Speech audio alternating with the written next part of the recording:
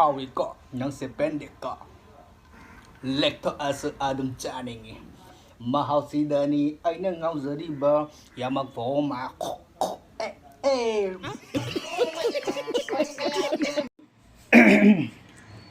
Hey guys, ma'am. Hey, 그럼 저리. ngasi기 weather tasina yam thi nuai ta weather ne ko nong thi ge mang da no ko do lo ok su cha da ko ri do no ok si ngasi si yam simple da ko mubang du mai na makhal mathen ga hap ta bi ko simple dang na pick up na tap na to ge to ne ba ko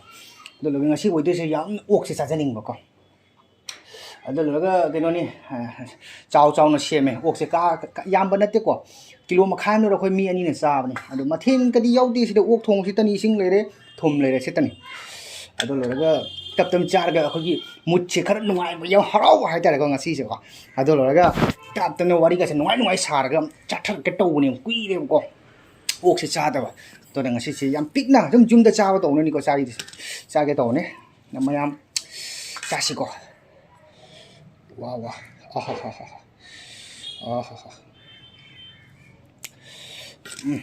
nó tốc hai cái mày.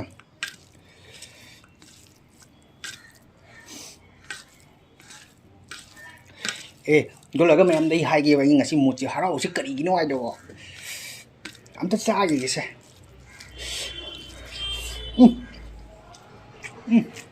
Quên mà, cô hao mà,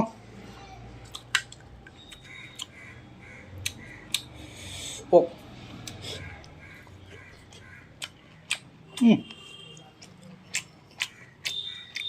phải chân hao ok, phải chân hao. Ako mali yang ngang uk sa chano do se ka do di hawi ko nang se pende ko lekto as adum chaningi mahasidani aina ngaojaba yamak foma madar nadi pamdaba eikhoinadi ngaojaba thongbana tare capsule na ai vere adui makha ta lu ken habda makhong na ga hauri bo mamai na ga hauri go mana da gi mamai da gi loi na hawi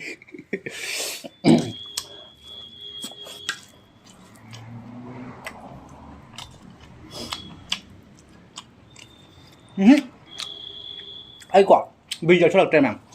bây giờ nào đầu ta thắp khát tỏ này cả mấy chỗ này hai cần đó được phim của xe là nên được phim thì đó này cái em quy này thấy nó mù bằng chỗ đó nào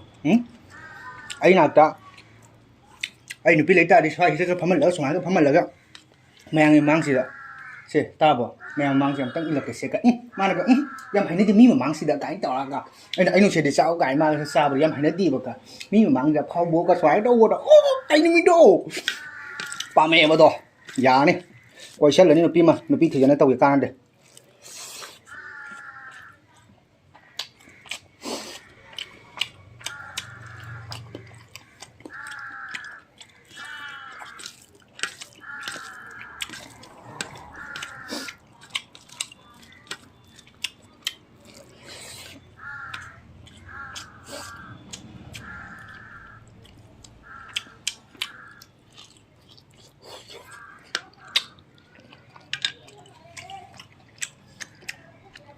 đấy,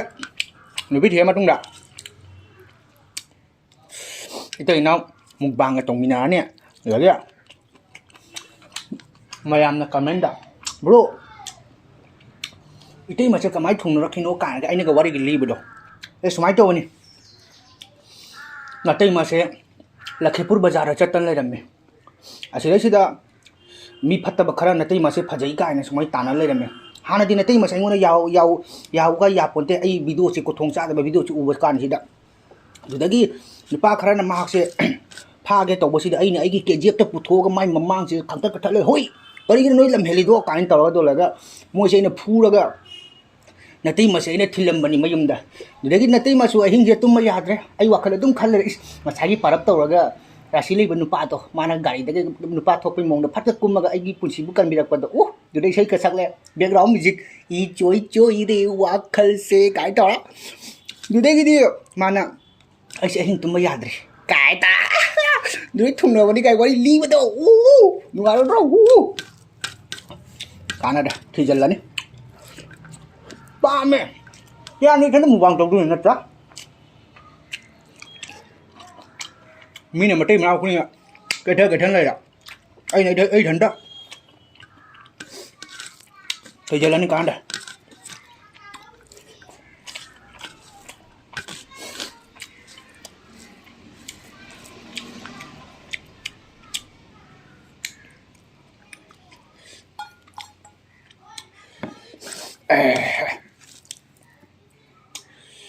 mà mấy mùng bằng thì đấy mùng bằng là gì à đúng vịt ai bơm cái nồi này chúng cha ninh bao rồi chúng cha này ai đi đấy làm chúng cha bằng ngầm đấy mỗi nào kilo cái lâu rồi nhám cái lâu rồi cả cha rồi tụi máy xuống ngầm giờ đi vậy tôi nói xong ai cái vịt đó đúng anh ngầm giờ đó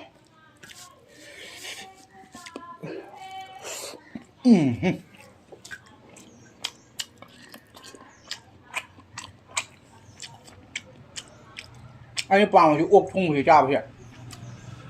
chắc trao trong là kilo mà mùng nó cái trò cái nào sắc cái rau đó bị đại ốc mấy chia cha được chừng mang liệt thế là cha đó đó là bảo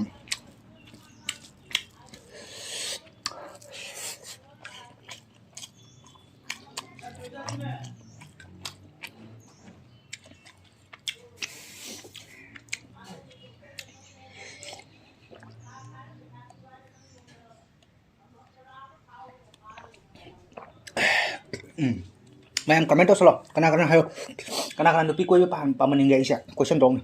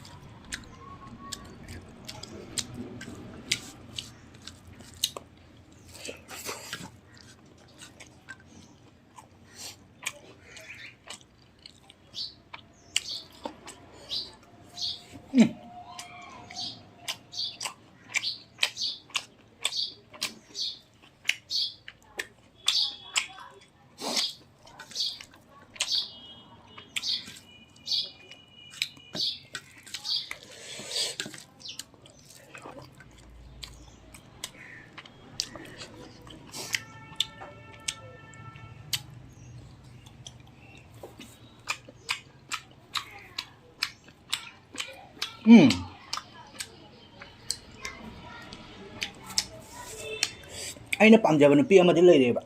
mà mang xem con giàu ấy đến lấy này hana wari beli sandra me ba angang ko nga da ni min ni hum ni ro koi ram mane ni chau chula dum na thore hau di man pa koi ya ta ning ba kai de dum le hau rai su ma ne try to se khang de da ai na try to ning da ba I kai ba hau di dum ba ki kano to ning da ba doi ke ani su mai to li no mi mà tây mà nào nó kết thơ thì nè comment cái sự nung xin và cái máy thùng này nó cái smart tao cái kia nữa thì nó cái mà khơi mà thiền cái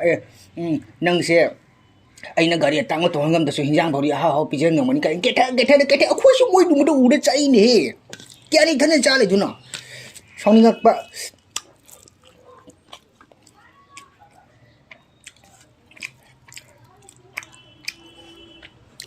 ai cái subscriber 100k phá bác nó biết thì đó họ đi làm đấy mà em subscribe được gít mù hắn được kia ba bác ơi sáng mai này một pin mà thì giờ lớn nhất cũng nằm một bằng tàu này đi đến kia thật là quý dùng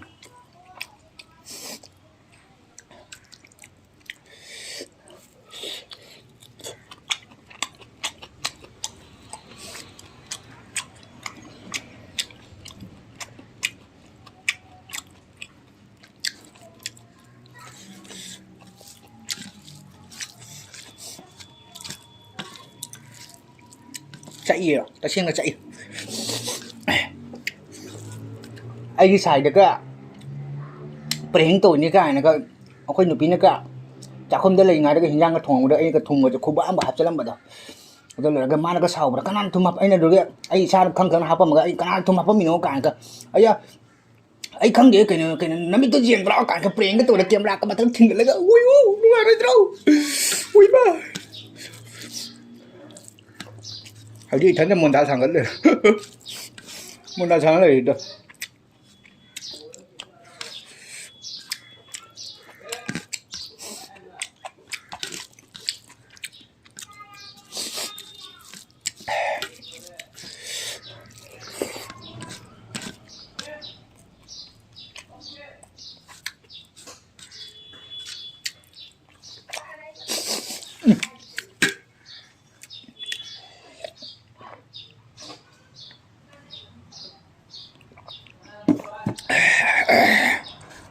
hào đấy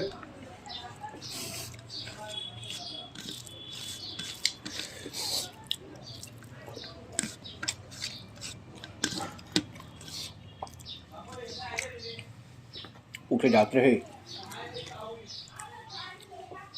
phục nha này số khắc sao năm phu đó anh nhận thịt chân lấy mềm sẽ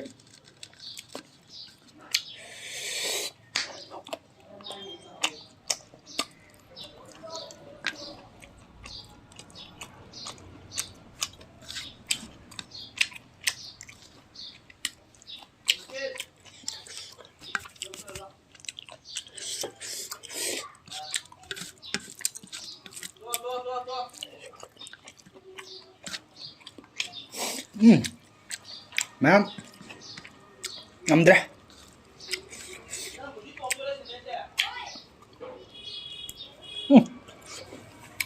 chim ba nó thổi được ca mà lại không được đó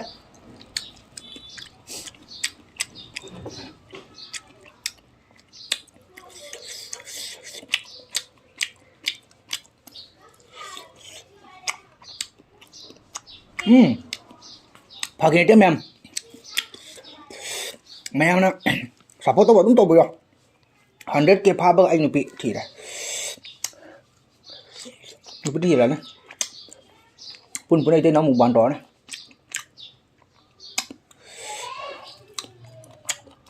tharo cái đồ chụp pada nangga oh